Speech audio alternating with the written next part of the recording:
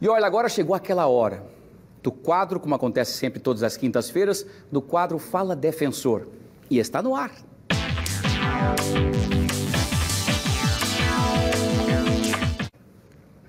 No Fala Defensor de hoje, vamos debater sobre um tema muito importante. Pai e mãe é quem cria. Assim diz o ditado e dizem também os chamados pais de criação, que são aquelas pessoas que não possuem necessariamente vínculos de sangue, mas cumprem esse papel de criar, educar e proteger.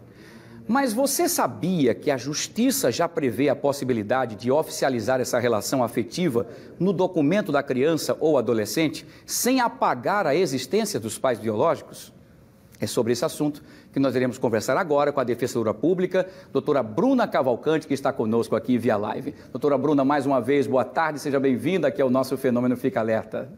Olá, Wilson, boa tarde a todos. Novamente uma alegria estar aqui, né? Dessa vez com a internet ajudando. Muito bem, hoje a internet está ótima, doutora. Doutora Bruna, é um assunto muito importante e pertinente, né? Quer dizer, várias pessoas já têm essa atitude por conta de alguns pais relapsos, por alguns pais por não terem condições, ou não terem equilíbrios emocionais, psiquiátricos, psicológicos, enfim. E isso, essas pessoas acabam tendo esse vínculo como se fossem filhos de sangue e muitas vezes, na hora que queriam ter essa documentação, tinham dificuldades. Me parece que hoje está facilitado, é isso mesmo, doutora Bruna?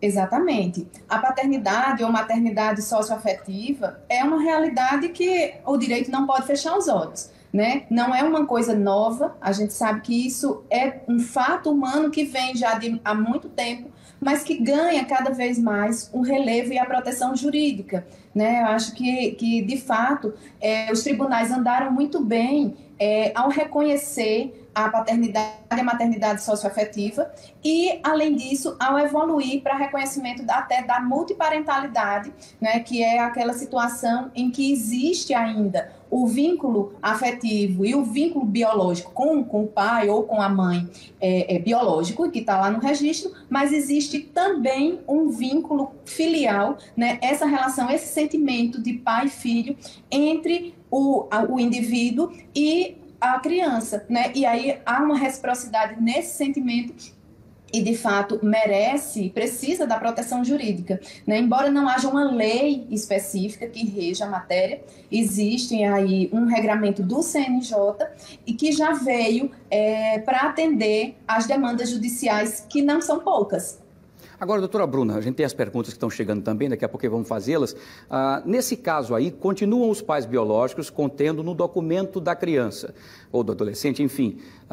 Onde entra, então, essa pessoa que está criando essa pessoa, para que ela se sinta copartícipe ali, que ela se sinta assim, bom, eu também sou mãe, eu também faço parte desse processo?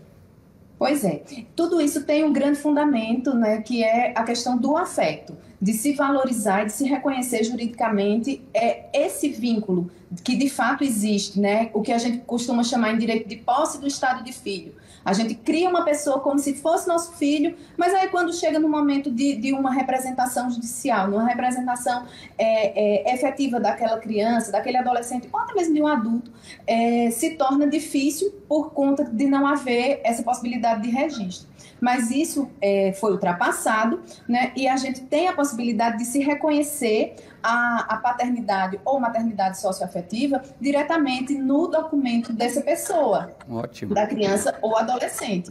E aí, o que acontece é que vai se haver uma diferenciação do que ocorre na adoção. Na adoção, a gente até já falou sobre isso aqui, isso. Existe como se houvesse o apagamento, né? Como se apagasse a paternidade biológica. No reconhecimento da multiparentalidade ou da parentalidade socioafetiva, permanece o vínculo com o genitor ou a genitora biológica, né? Então, o que há é um acréscimo, é um plus, né? Então, pode até acontecer de uma pessoa de figurar no registro de nascimento daquela criança ou daquele adolescente o registro de 2 pais e uma mãe, ou o registro de 2 mães e um pai. Perfeito, ótimo. Essa possibilidade. Excelente, excelente explicação. Vamos lá, tem as perguntas dos nossos telespectadores, querem participar com a senhora, doutora Bruna, vamos lá. Quem faz a primeira pergunta é o José Luiz. Ele pergunta o seguinte: doutora Bruna, há uma idade limite para esse reconhecimento? Como funciona se a pessoa a ser reconhecida for adulta ou adolescente? Então, não existe uma idade limite, né? Tanto pode haver o reconhecimento da maternidade socioafetiva quando se tratar de criança, como também no caso de adolescente, né, que é aquela pessoa que tem entre 12 e 18 anos incompletos, ou ainda na fase adulta. Em se tratando de pessoa a partir dos 12 anos, esse reconhecimento pode se dar, inclusive, de forma extrajudicial, né? Não há óbice para que se procure a via extrajudicial, o cartório de registro civil, mas aí munido de provas que comprovem, né, a existência de um vínculo socioafetivo, haja desde logo o reconhecimento, digamos, mais facilitado dessa relação. Quando se trata de criança, ou seja, daquela pessoa nascida com um dia de vida até 11 anos e 11 meses, é necessário que haja o ajuizamento de uma ação. Então, precisa que haja uma sentença judicial declarando a paternidade ou maternidade socioafetiva quando se tratar de criança. Né? Isso porque deve-se privilegiar sempre o melhor interesse da criança ou do adolescente.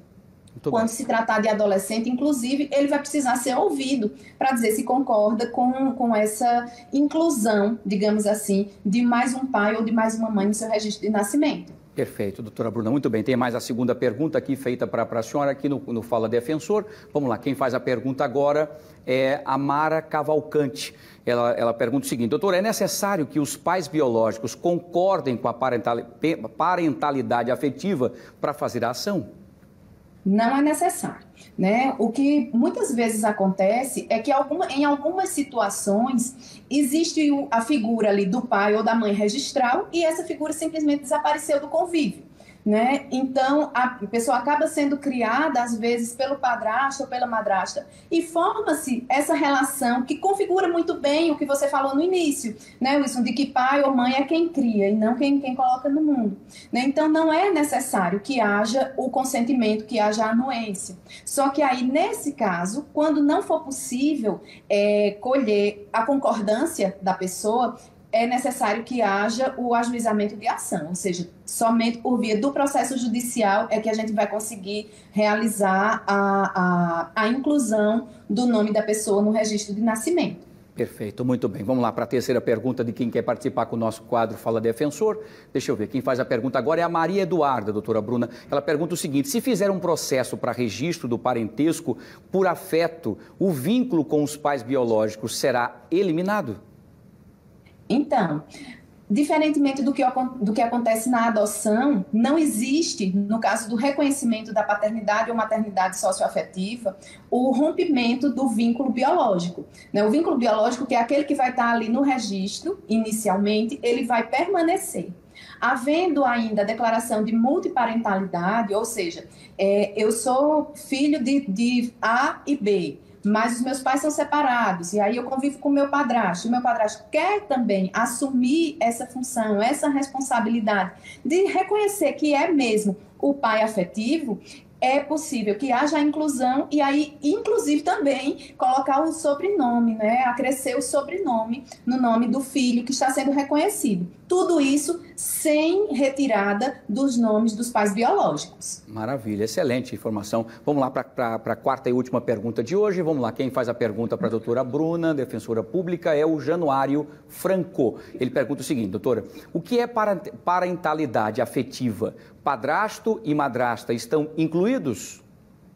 Então, a parentalidade afetiva é exatamente esse vínculo, essa posse do estado de filho, ou seja, é sentir-se pai ou mãe de alguém, né, e ser considerado reciprocamente como filho por aquela pessoa, né? É uma parentalidade que não está vinculada a laços sanguíneos, mas está vinculada a afeto, né, ao amor, à convivência, ao respeito mútuo, ao cuidado mútuo e a todas essas circunstâncias, né, diferentes daquelas ditas tradicionais, mas que formam o que a gente conhece como os múltiplos conceitos de família, né? Isso vem a atender justamente essa dinâmica da nossa sociedade, né, em que não há um conceito estanque de família. Família é só se for esse modelo, de forma alguma. O direito precisa estar atento às dinâmicas sociais e precisa amparar as diversas situações, né, para que as pessoas se sintam acolhidas, protegidas e tenham, inclusive, os seus direitos resguardados. Maravilha, excelente as informações didáticas e muito importante para os nossos telespectadores, e recebo o carinho de muitas pessoas também aqui, parabenizando pelo tema importantíssimo. Muita gente está nessa condição e estava sem entender até onde podia ir ou não. Isso é importantíssimo. Doutora Bruna, mais uma vez, muito obrigado, boa tarde e até o próximo aqui, Fala Defensor. Até o próximo, Wilson. Eu gostaria de deixar somente uma última informação. Fique à vontade.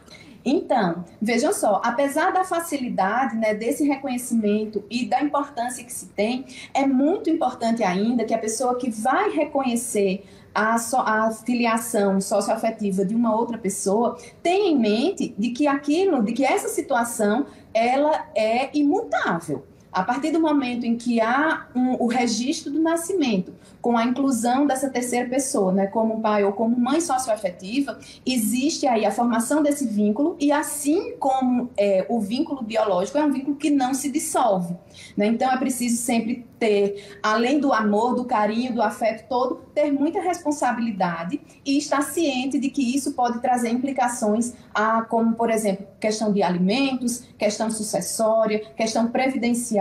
Então, é um ato, toda paternidade, toda maternidade exige dos pais responsabilidade e amor. Então, nesse caso também, né, não é somente o afeto, mas também estar ciente desses deveres para com o filho que vai se reconhecer. Perfeito, excelente informação também. Parabéns aí, doutora Bruna, pela sua participação. Uma boa tarde, saúde, boa quinta-feira e até a próxima. Até a próxima. Tchau, tchau.